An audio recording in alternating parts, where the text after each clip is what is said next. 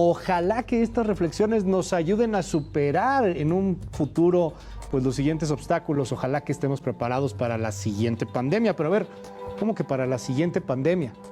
Fue el 11 de marzo de 2020 cuando el director de la Organización Mundial de la Salud, Tedros Adhanom, declaró que la pandemia de COVID-19 empezaba.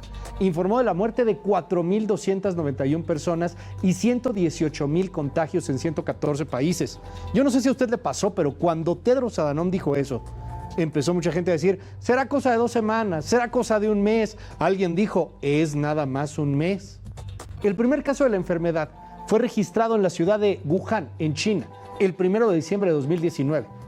Al día de hoy, las poblaciones de más de 260 países han sido afectados por COVID-19.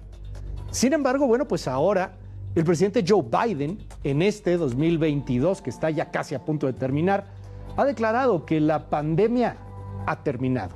Así lo dijo Biden. The pandemic is over. We still have a problem with COVID. We're still doing a lot of work on it. But the pandemic is over. If you notice, no one's wearing masks. Everybody seems to be in pretty good shape. And so I think it's changing. Y bueno, pues evidentemente también acá en México sí seguimos esa corriente. Tanto el presidente López Obrador está de acuerdo como el que fue así considerado zar de la pandemia, don Hugo López-Gatell, subsecretario de Salud, dijo esto. Hay una reducción continua de la epidemia y uno de los elementos más destacables es desde luego que las unidades COVID están ya en desocupación con 3 y 1% de uso en las camas generales y con ventilador, pero sobre todo pasamos a una mortalidad mínima en donde hemos tenido días sin defunción alguna por COVID.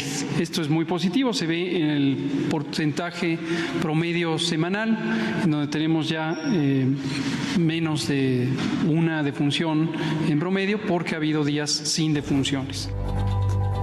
Una de las personas más críticas en la estrategia de salud de este gobierno durante la pandemia fue la doctora Lori-Ann Jiménez Five. Y la saludo con mucho gusto esta noche aquí en Contracara. Buenas noches, doctora, ¿cómo estás?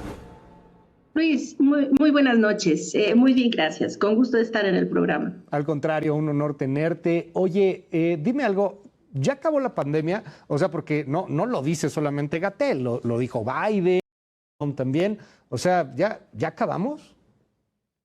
No, la pandemia no ha terminado. Aquí el problema que estamos teniendo es que quienes están opinando sobre el tema siguen siendo otra vez los políticos y no la gente de ciencia y la academia y la gente en realidad que sabe sobre el tema. Los políticos han tenido mucha prisa para darle fin a la pandemia o ponerle una fecha de término o de cuando ha habido mucha prisa por cuando nos quitamos los cubrebocas, cuando entramos otra vez a la normalidad. Pero esta prisa no es la misma prisa que tiene el virus, ¿verdad? Es la prisa que tienen los políticos por dar un mensaje cuando son elecciones o cuando quieren tener una cierta imagen pública. Esto ha hecho mucho daño. Hay que recordar que México, particularmente México, el último gran estudio que salió publicado hace apenas menos de una semana en la revista muy prestigiosa The Lancet, pone a México en la posición número 1 en exceso de mortalidad. Es decir, en exceso de 5.723 muertes por millón de habitantes, México. Nos sigue Rusia y debajo de esto Italia, Estados Unidos, Brasil. Ponen a México en la posición número 1 en términos de exceso de mortalidad a consecuencia de la pandemia. Valdría la pena que nuestras autoridades tuvieran un poco de precaución en lo que dicen. Joe Biden, pues tiene elecciones a la vuelta de la esquina, aquí por otras razones, qué sé yo. La pandemia en realidad no ha terminado todavía y estamos en un momento de incertidumbre que debemos abordar con mucha precaución. Déjame preguntarte algo con respecto a las cifras de México. Se ha aceptado, no solamente en México, en varias partes del mundo, que hay un subejercicio, que hay una cuenta, un subregistro, perdón, en torno al número de muertes, al número de contagios, etcétera. En algunos países, pues más grave que otros. ¿Qué datos más o menos podríamos compartir estimados en cuanto a México? Porque pues, hay algunas versiones que dicen, no, hombre, pues, si no nos fue tan mal, nomás estamos en el 5º lugar de muertes acumuladas. No, pues si fueron 300,000 y pudieron haber sido muchos más. ¿Qué datos nos podrías compartir, doctora? Bueno, a ver, los 300,000, los supuestos 300, que ya vienen siendo cerca de 330,000, la última, de hecho ya son, las cifras de ayer revelan 330,044 fallecimientos en las cifras oficiales. Sí, pero esto entonces hay que también ponerlo, porque hay otro dato que también son cifras oficiales, que es el dato de exceso de mortalidad que el Gobierno de México, la Secretaría de Salud y el Instituto Nacional de Salud Pública actualizan aproximadamente cada mes. En estas cifras, las muertes asociadas a COVID-19, y estas muertes asociadas son muertes por COVID-19 de acuerdo con las actas de defunción del Registro Nacional de Población. Están hablando de 500,760 defunciones por COVID-19. Además de estas, se tienen 745,042 el exceso de mortalidad total en México, ¿sí? Quiere decir, a ver, de 745,042 defunciones que reporta oficialmente el exceso de mortalidad de nuestro país, de estas, 500,760 son muertes por COVID. La Secretaría de Salud, ya dijimos, reconoce únicamente esas 330,044. El resto de las defunciones, que vienen siendo 244,282, son defunciones por la pandemia, es decir, es exceso de mortalidad. Son defunciones no directamente por COVID-19, pero sí a consecuencia de la pandemia. ¿Cómo qué? Personas que llegaron a un hospital y no se les pudo dar atención, que tenían cirugías o tratamientos programados que no se pudieron llevar a cabo porque los hospitales estaban atendiendo casos de COVID-19 por escasez de medicamentos, de médicos, de servicios hospitalarios, etcétera. Pero en total hemos perdido, según el reconocimiento, es que esto es importante destacar, estas son cifras del Instituto Nacional de Salud Pública de México, avaladas por la Secretaría de Salud y están en un sitio del Gobierno de México. Son 745,042 muertes. Entonces, cuando se habla de 330,000, estamos hablando de las cifras que el doctor López-Gatell pone en sus cifras oficiales de la gente que tiene la base de datos, pero se sabe que son muchas más, ¿sí? Por lo menos 200,000 más por COVID y otras 240,000 más por otras causas relacionadas con la pandemia. Sé que hay muchas cosas en donde hubo hierros espeluznantes, catastróficos, criminales en la pandemia por el gobierno mexicano, pero tú lo has seguido de pe a pa desde el principio. ¿Cuáles serían los principales? Lo que más mal se hizo en la pandemia de COVID-19 en México. Inicialmente lo que más mal se hizo es no haber establecido una estrategia de contención epidemiológica real, es decir, tratar de contener la propagación del virus. Los países alrededor del mundo que hicieron esto al inicio de la pandemia son los países que hoy tienen menor cantidad de muertes a consecuencia de COVID-19. ¿Por qué? Sabíamos que todos los esfuerzos en el mundo de las farmacéuticas, los gobiernos y el sector privado iba a destinarse a desarrollar muy rápido vacunas contra este virus. Y fue así. Fue un año, un poquito menos de un año, cuando ya empezamos a tener vacunas muy, muy eficaces contra COVID-19. Hasta hoy, la razón principal por la que las muertes han ido disminuyendo de una forma tan dramática, ¿sí? Es precisamente por las vacunas. Entonces, la clave era salvar vidas, cueste lo que cueste, es decir, haber hecho todos los esfuerzos posibles antes de la llegada de las vacunas.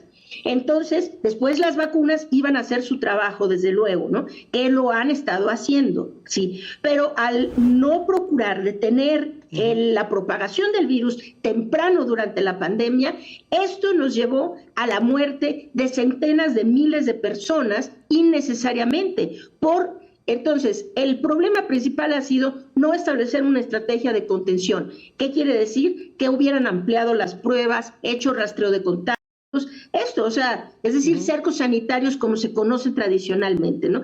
Esta es una. La segunda es la mala comunicación que se ha tenido con la población. Todo el tiempo divagar con el asunto del uso del cubrebocas. Si simplemente el doctor Hugo López-Gatell hubiera tenido el buen tino o las buenas intenciones o qué sé yo, de recomendar el uso estricto del cubrebocas desde el inicio de la pandemia, se hubieran salvado tal vez centenas de miles de vidas.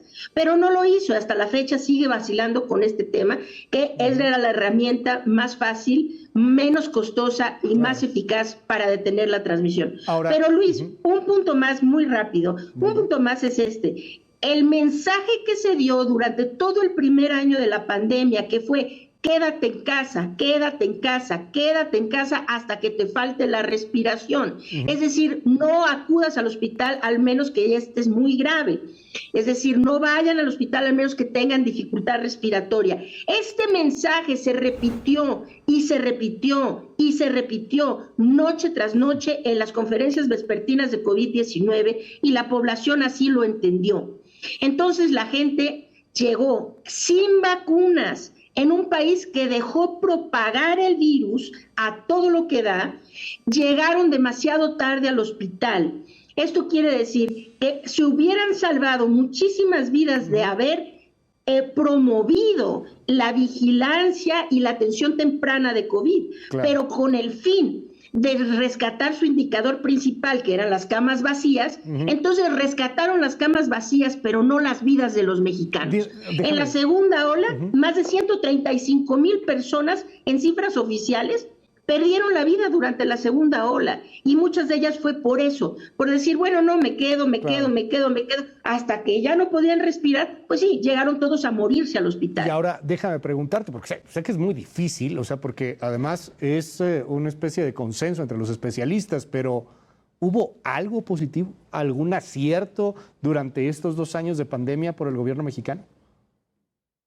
No, pues es muy complicado hablar de aciertos cuando somos uno de los peores países en términos del desempeño para controlar la pandemia, que somos un país que está sufriendo por la pérdida de casi 1 millón de habitantes, en donde la última estimación que se tiene, este mismo estudio que hablo, el estudio de The Lancet, está haciendo cuentas que en México se perdió el 8% de la población de adultos mayores durante la pandemia. Es decir, las personas de 65 años y más, el 8% de esa población nos deja en la situación más grave de todos los países del mundo.